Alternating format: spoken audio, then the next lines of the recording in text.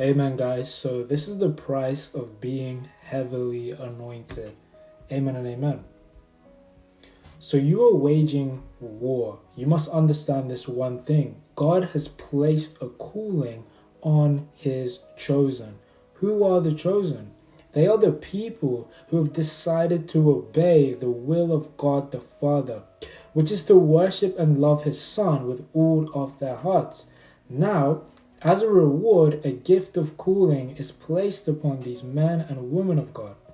This is how it is for a generation that we are living in right now. Amen. Us currently. However, for those in the generation previous to us, for example, in the Old Testament, this gift of calling was on men or women of God who had a heart for God the Father, living righteously for him and trusting fully in his power.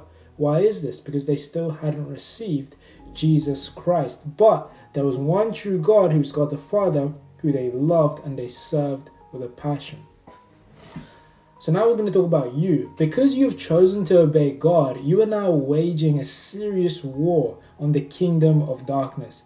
And this is because they are everything that God is not. They are the complete opposite. They disobey the will of God the Father and are against Jesus Christ so strongly that they just want to get rid of any believers of him. So chosen ones are likely to suffer many types of warfare attacks throughout their journey of Christ.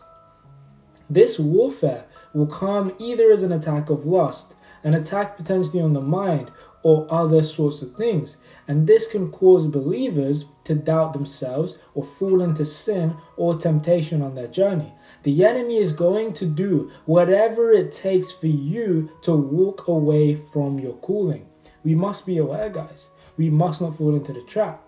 The rise and fall of God's anointed. Watch the next video and you're going to find this out. Amen and amen.